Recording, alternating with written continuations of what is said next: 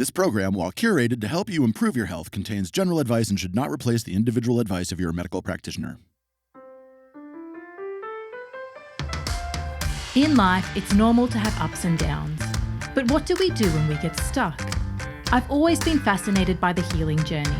Why do some people get better while others fail to make the shift? Welcome to the Season 2 Expert Series, where you'll meet 24 of the world's leaders in health discussing their passions and what it takes to make a shift. We tend to be our harshest critics. We are more than the muscle and bones in our body. Whoa, that's so opposite of what I was taught growing up. I would like a call to arms for women to know that their intuition isn't lying to them. I'm Katherine Maslen, and this is The Shift.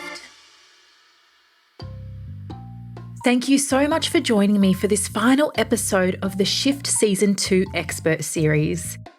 If you've come this far, you may have listened to the 12-part docu-series on women's health, and perhaps each of the amazing 24 experts that I interviewed for the series.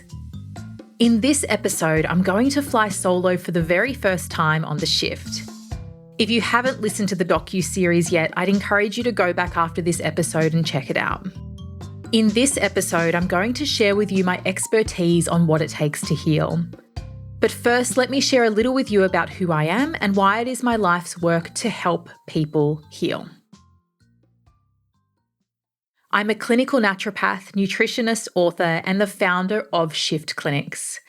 I've personally conducted over 65,000 one-on-one consultations with people, and the Shift Clinic has further helped around 15,000. So I've been immersed in the science and art of healing for a very long time. In fact, I've been healing since I was 16 years old. My story began in Melbourne, where I grew up in a home with a violent father. I didn't finish school. In fact, I failed Year 9 from lack of attendance. I took a pretty predictable pathway of drug use, and by the time I was 15 years old, I was homeless and living on the streets of Melbourne City. Lucky for me, my best friend's mother was extracting her to far north Queensland, to the Daintree rainforest no less, and it was here that I began my healing journey. I have been healing myself and others for over 20 years. Early on in my naturopathic career, I became very curious about the journey of healing. Why did some people get better while others failed to make the shift? While I consider myself a clinically excellent naturopath, I believe that the success that I have with my clients and the patients at the Shift Clinic is due to the way in which we help them navigate their wellness journeys, rather than the herbs or supplements themselves. I'm currently writing my next book, which is all about the process of healing, and I'm going to share with you a sneak peek into what it is all about in this episode.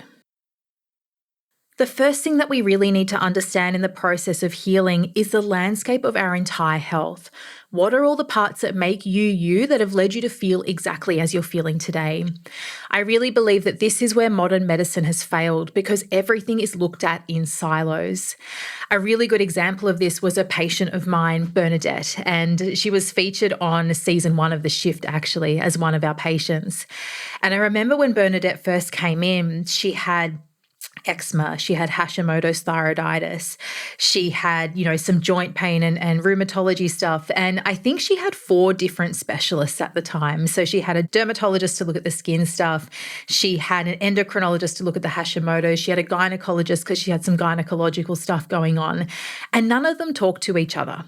And this is happening all the time, right? When we have complex health conditions, it's now you need the next specialist and the one after that. And there aren't any comprehensive specialists that really look at the whole picture. It reminds me of Dr. House, one of my favorite TV shows when I was in my 20s. And Dr. House's job was to diagnose the undiagnosable patients. Well, in our healthcare systems in the West, we do not have anyone that has that position that can diagnose the undiagnosable patients. They fall between the cracks, seeing a heap of different specialists with none of them really understanding the landscape of their entire health and the holistic nature of that. So when we're looking at this landscape, we're looking at what are all the different symptoms, organ systems, environmental stuff.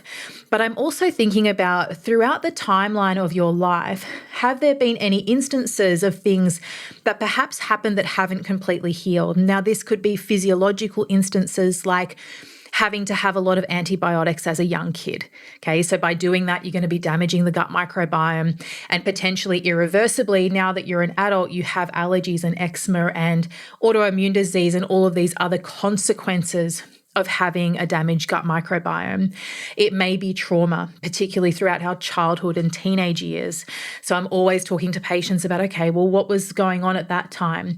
As women, it can be pregnancy and childbirth and raising young children. This can definitely impact the landscape of our health, and postnatal depletion is a really real thing here. The most important part to healing, I believe, is people really understanding the landscape of their entire health, because once they know all of the different pieces, we can then begin to A, join the dots, but B, start thinking about how we're going to begin to bring the body back into balance. So let's talk about the journey of healing and how your body does this. Now, every single minute of every single day, your body is trying to heal itself.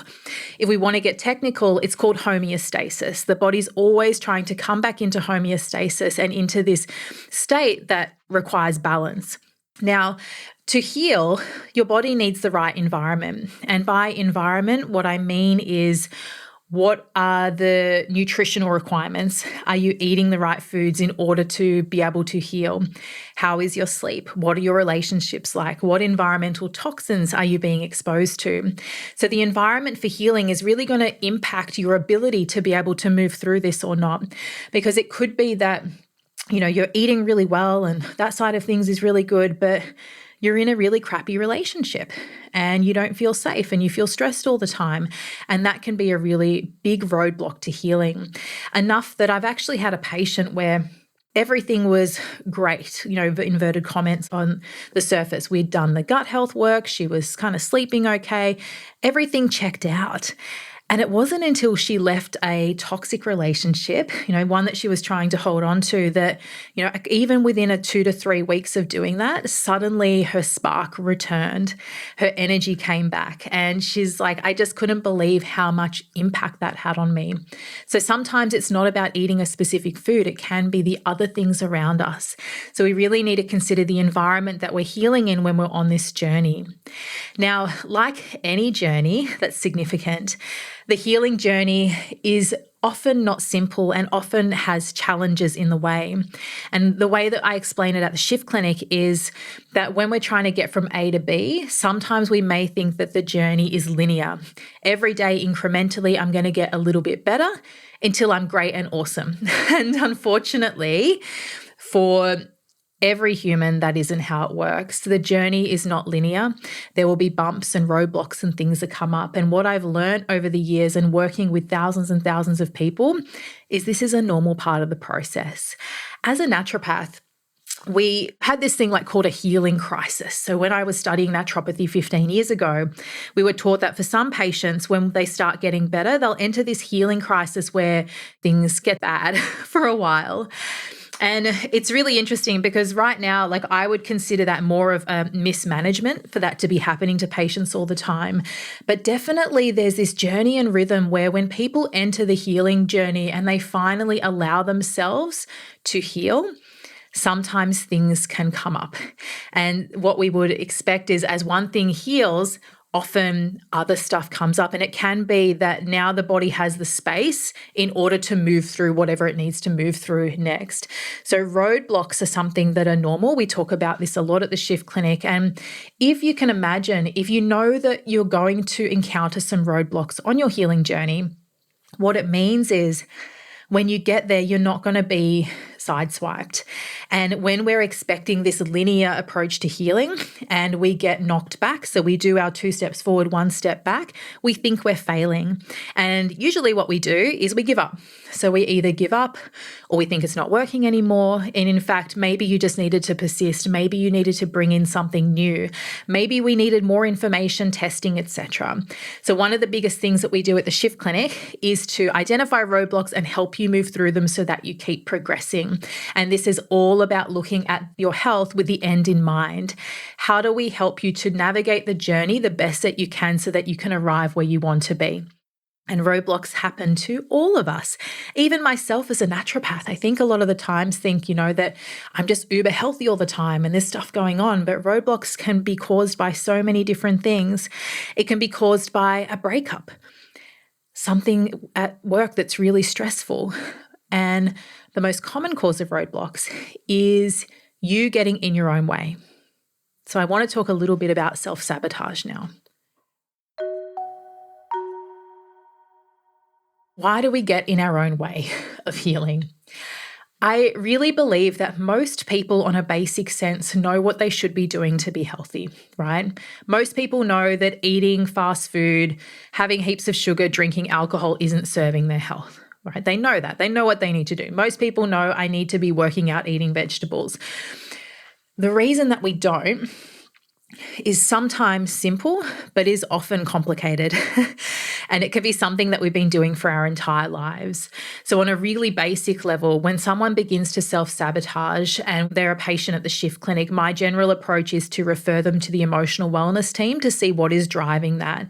Okay. And it can be really extreme. One example is, let's say we have a patient that has a severe gluten allergy. And I can think I've got quite a few people that are coming to my mind, but one in particular, okay? And this particular patient, she was incredibly inflamed. So her gluten allergy, and she didn't have celiac disease or it wasn't that severe, but her gluten allergy was such that she had inflamed joints, headaches all the time. She'd break out in weird skin rashes.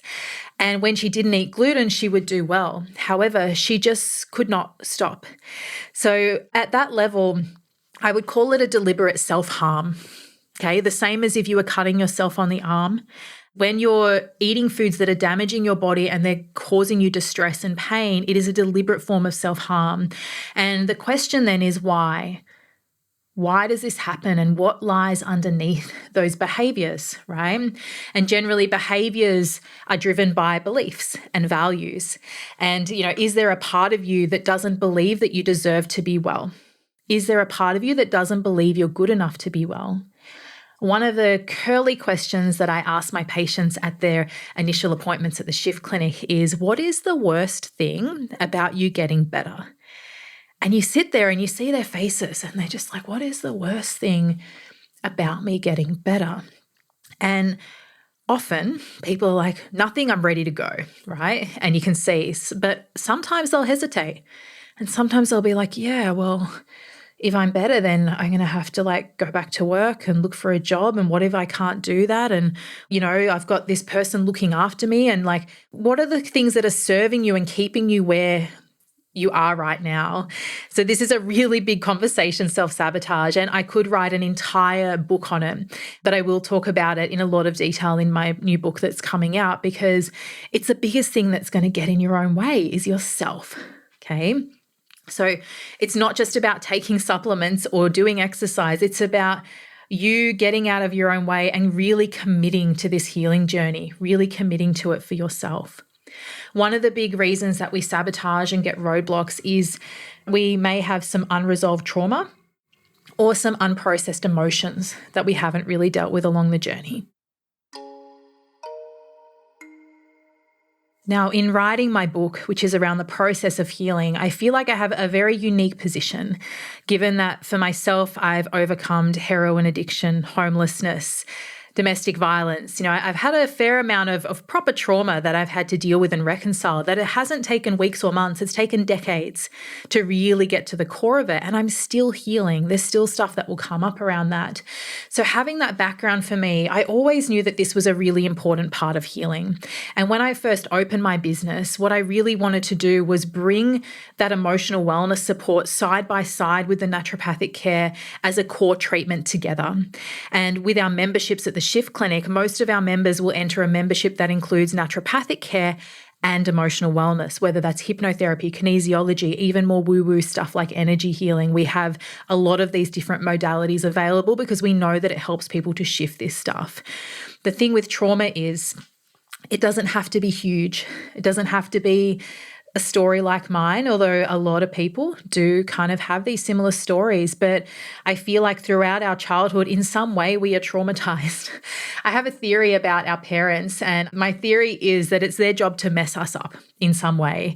There's very, very few people where their relationship with their parents are seamless. It's either they're too looked after, everything's too perfect, or they're neglected, or there's abandonment issues. There's usually something there in those early years, right? And it's my theory that it's their job to mess us up, and it is the undoing of that and the healing from that is our opportunity to grow as adults. And that's been my personal experience, and I've seen that with thousands of people. Okay, totally my theory. There's no research to back that, obviously, but it kind of makes sense. So if we look at it from that point of view, we look at, okay, so what are the patternings and beliefs that I picked up during childhood and my teenage years that maybe I need to process and change in order to heal? Interestingly, when people have a lot of physical stuff coming up, it can mean they don't have energy to deal with the emotional stuff, right? It requires energy to deal with this stuff. So once we start calming down the nervous system, supporting the physiology and getting you back in your body, often the result of this is that your emotional body can now begin that healing process. And we may find that as we start digging into these emotions that may have been suppressed for a very long time, that sometimes you got to be a little bit brave and you got to have really good support around you in order to keep shifting through that. I've noticed patients where they're locked down so tight that it takes us literally like a good couple of years to really get into the deeper emotional work. And others, as soon as they start having sessions and really acknowledging this, it can be a bit like Pandora's box that can come flooding out. And in those instances, you do really need a good support team around you, because you don't just want to have one session, open everything up and then sit with that yourself necessarily if you don't have the tools to process it. So trauma, I think, is a word that gets thrown around a bit at the moment. Oh, that was so traumatic. I do it. I'm guilty of it as well. But as humans, we are damaged. And it is the healing of that does allow us to grow and become better people. For me, with my story personally, I would not change a thing, because I would not be who I am today if it wasn't for what happened to me during my childhood and teenage years. And it takes a lot of healing to get to that point. There's a lot of stuff around that. But what I would say is that the biggest roadblock to people's healing that I see is them not being able to have the tools, resources, or energy to be able to deal with some of these things. What if you thought that you valued health, but you valued other stuff more? When we look at values are the things that you're living right now. So we're currently living our highest values. So one of my highest values was, that health and wellness and fitness and, being really strong in that area was part of it. Yet when it came down to it, when I got home from work, all I wanted to do was sit on the couch with my partner. Maybe relationships are more important to you than this. And maybe you need to look at that. Okay, so what do we value in our life? And what are our beliefs about health, wellness, who we are, if we can do it, if we can't do it? I see this a lot in chronic fatigue patients. Chronic fatigue syndrome patients are some of the ones I feel like that I just haven't been able to help. And majority, yes, but whenever I get a new CFS patient that has been on the journey for a while, so I'm talking these people, often it's 10 years, 20 years, the first question I ask for them, and I'm looking for an immediate answer, is, do you believe that you can get better? And if they hesitate, or if I feel like there's this kind of, I'm not sure, then they need the emotional work to believe that. Now, if we look at this from a scientific perspective, kind of moving out of the woo-woo more, we would look at the placebo effect. Okay, so scientists call this the placebo effect. Other people might call it prayer or intention. However, the placebo effect is very real, to the point that studies are designed around the placebo effect to make sure that the drug is actually working. Personally, as a naturopath, I love the placebo effect. If you can think yourself better, why wouldn't you do that? So we have these studies that are looking at, well, we don't want any placebo. We just want to see what the drug does. However, looking at these thousands and thousands of papers where people are experiencing placebo, wouldn't it be cool to go, hey, how do we get more of that? How do we help people cultivate and make themselves better simply by believing that they will? And they're believing that they're receiving a treatment that they're not even getting. and they're getting better as a result of it. So placebo effect is a really good example of beliefs and where it can take you. So this concept is not woo-woo. If you believe that you will heal, the resources, the stuff will come to you and you will be able to do it. And one of the biggest roadblocks for people with chronic illness is it's really hard. They might not have started out that way, but they've been so unwell for so long that it can be hard to really, truly believe that they're going to get out of it.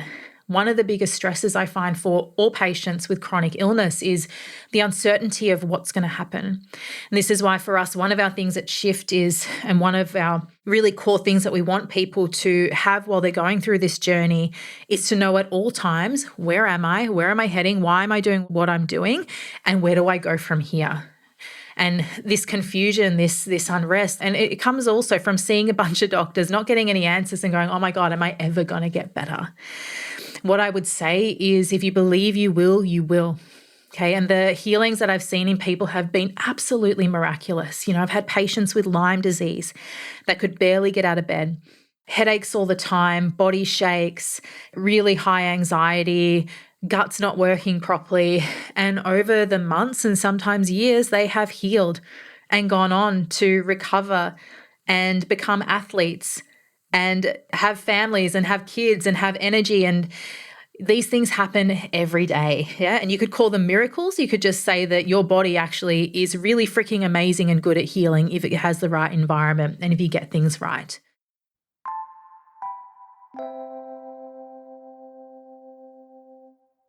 So the last couple of things I want to talk about creating a sense of safety and what that means for healing. So we talk about this environment, right? And creating a sense of safety is something that I'm talking about more and more. And when I'm talking about being safe, it means on all levels you feel safe in your body, from a physiological level, from an emotional level, and on that deeper soul level. Okay, when we're not safe, it is very difficult to heal. So we'll talk about it from a physiological perspective first. And if you've listened to the main series, you're going to get some of these concepts because we talk about it a lot when we talk about hormones and stress and even gut function. Because when we are in stress and de-stress, we are in fight or flight. In fight or flight mode, we're in survival. And our sympathetic nervous system is turned on. We are not safe.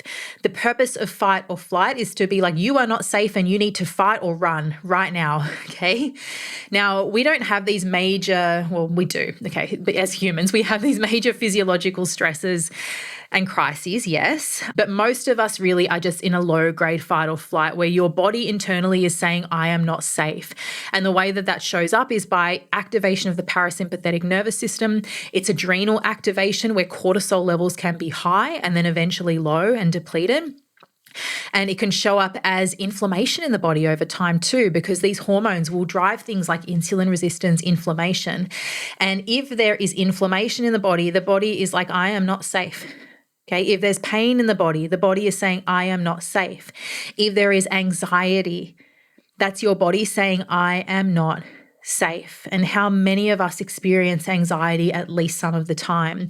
So how on earth is your body going to be able to heal really effectively if it doesn't even think it's safe enough to do so on a physiological level? Then we have the emotional level. And this is where we look at something like an emotion of anxiety. So anxiety, is it an emotion or is it a feeling? It's definitely a feeling in your body, but it's also a thought process that goes with that, right? So when we're anxious, often we'll feel it in our gut, in our solar plexus, sometimes in our chest. When we're sad, we feel it as a heaviness on our chest. So when we go through these different emotions, we have a physical sensation in the body. So these emotions are going to create hormonal production. They're going to change our nervous system. They're going to impact our sleep as well. And it's going to lead to more of those physiological issues. When we have unprocessed emotions, it's heavy for you to carry that. It does affect our cells, tissues, and organs. Like we know this from research. This isn't woo-woo anymore. There's lots of science that indicates what happens here. So when we have these unprocessed emotions, it means that we never feel safe.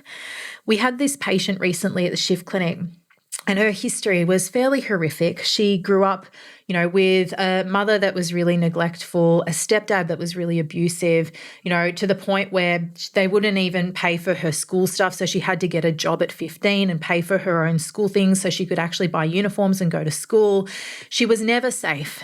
And when she came in, you could see from her nervous system, she was so activated. And I said to her, when was the last time that you felt safe? And she was like, well, never. Okay. And she was trying to have a baby. And when we're not safe, our gut function will shut down, okay? Your acid and enzyme production will slow down. Your ability to ovulate and have healthy periods is going to be impacted. There's a huge impact on the body of never feeling safe. So how can that body recover and heal?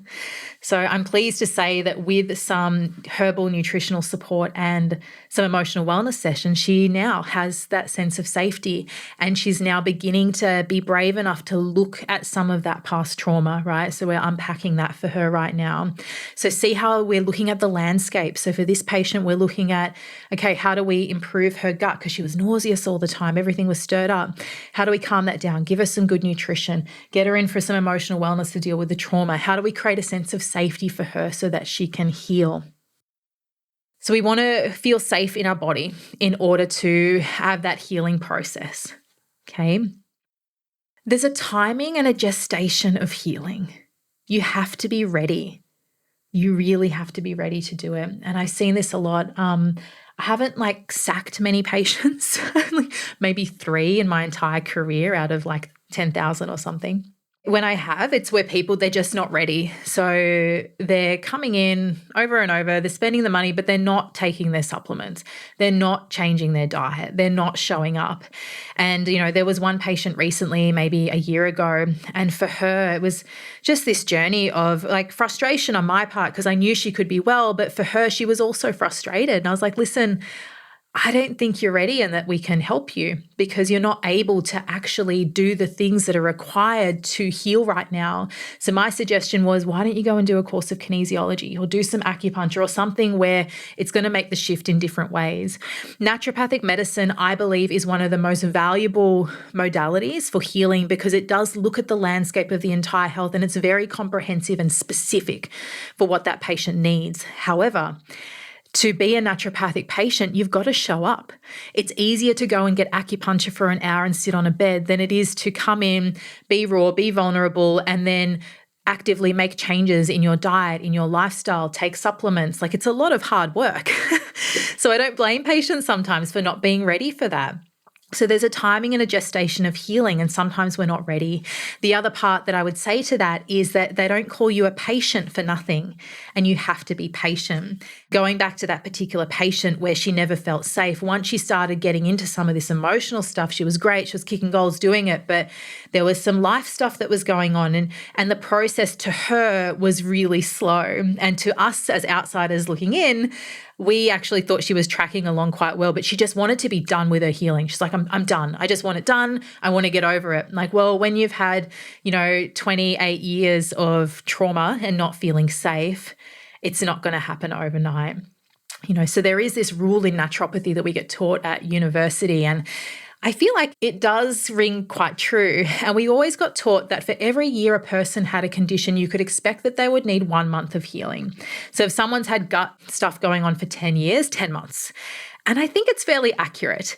At the Shift Clinic, we tend to do a little bit more. I would say my treatments are probably a bit more aggressive than other naturopaths. And just because I've seen so many patients, I know how far I can push it, how quickly. So we don't want to slow things down too much, but we want to be able to use a level of support that's actually going to make that shift on multiple levels and push you through that so you start feeling good and getting those benefits. So there's definitely a timing and a gestation of healing. And you need to ask yourself, well, am I ready? And sometimes for our clients, they're just simply not ready. We have 2 things that we offer at the Shift Clinic. One of them is a standalone discovery and diagnosis, which is just a one-off appointment, initial 90 minutes where we're looking at where are you at right now, what needs to shift. And the outcome of that is just really understanding what is happening right now, what are the low-hanging fruit, what are the things you need to stop, but what does it look like to go on that treatment journey over time? And for some of our patients, they'll have that appointment. They'll be like, okay, cool. So I'm just going to sit with that.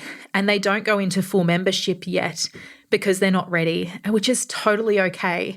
So they might come in, do the assessment, get some tools, and then they might be back in 6 months' time when they're ready. There's a gestation and timing of healing. Now, the last thing I want to talk about in regards to the healing process is support. And if you've been listening to the shift, you'll know that I do bang on about this quite a lot. But, it just dumbfounds me how much people have support in other areas, but not when it comes to their health. Now, I know that for a lot of our listeners, budget's an issue. Okay, I know that not everyone can afford to become a full member of the Shift Clinic or to see an integrative physician or whatever it is. But support can come in many different ways. This podcast is a form of support. It's going to help you to understand your landscape and help you to make the shift, right? And we've done this for that reason, because I wanted to be able to reach people en masse. I wrote my book, Get Well, Stay Well, because I wanted to reach people en masse. And the next book that I'm writing, which doesn't have a title yet, about the process of healing, is exactly for this, okay?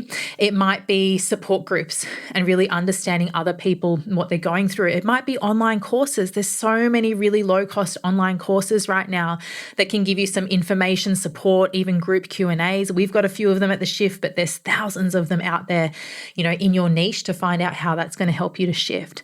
And if you can invest in yourself and have that money, and I would call it investment over cost, because if you don't invest in yourself now, then you'll find that that investment will go into sickness later on, okay? And this is where if you look at, some of our patients, they're probably looking at spending $2,000 to $4,000 with us in a 6-7 month period. That's, potentially. What is it going to cost them to not fix that issue? Is my question, and you see it in people too, because obviously I'm seeing people on the other end of the spectrum that have gone and seen, all of the doctors and specialists, and every single time it's $500 and they're feeling like crap, or they can't work, or whatever it is. There's these multi-layered impacts that we really want to consider when it comes to health and investing in yourself. So it may be that you can just afford one session and you invest in that and you come and you get your information and you keep going. Or it may be that you go, you know what? If I can spend $50,000 on a car, I can spend a few $1,000s on my health. And we're all in different circumstances. And one of my big values is non-judgment. So none of this is coming from a place of judgment, but it's really just to make you think about, what am I willing to do? And am I ready? And do I really want to go down this pathway? So for me, my favorite thing in the world is seeing people make the shift, seeing how brave they are, seeing how they lean in, and seeing how humans can actually overcome these roadblocks and get there. It is absolutely phenomenal to see. And, I've seen this happen thousands of times. So what I would say to you, just to end this season of the shift, is you can heal. You can heal. Everything that we do is about helping you on the journey to healing. Okay. Now, if you need any support or help, please reach out to our team. You can email hello@theshiftclinic.com and start a conversation. It may be just letting us know what's happening and we can maybe send you some free resources, or maybe you'd like to make an appointment. If you jump on theshiftclinic.com, it's got our courses, our information, all of that stuff. But it's been so wonderful to spend this time with you on the shift, and I've really enjoyed doing this solo episode for you guys as well. Thank you all so much for following along and supporting our journey. If you haven't listened to the main series, I'd suggest heading back to either season 1 on gut health or season 2 on women's health for the full docu-series. In the next season of The Shift, we'll be exploring emotional health. A huge topic. We've got some amazing experts lined up already, so make sure you subscribe, follow The Shift so that you don't miss a thing when it drops.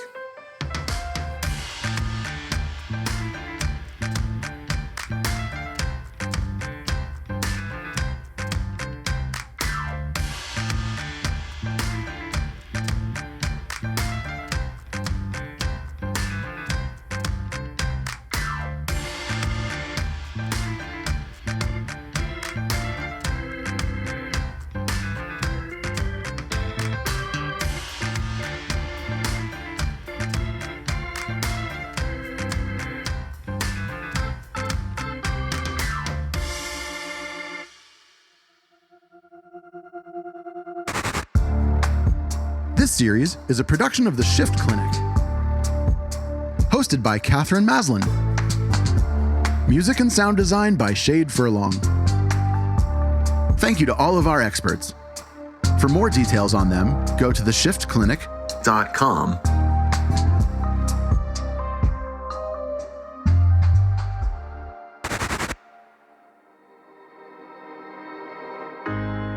We can be. We must be. The first generation to end extreme poverty. The generation most determined to fight injustice and inequality. The generation that saves the planet from climate change. And this is how we will get it done. The global goals. A 15-year plan for everyone, everywhere. With no one left behind. The global goals are a framework that collectively help us Support the health of our people. And the planet. At Shift, we are ambassadors for the global goals. This project supports global goal number 6. Clean water and sanitation. Every time you listen to an episode of The Shift, we provide a day's access to clean water for a human in need in Malawi, Africa. Water is the foundation to health, and we believe every human should have access to clean, healthy water. So please share this podcast wide and keep tuning in so we can impact those who need it the most.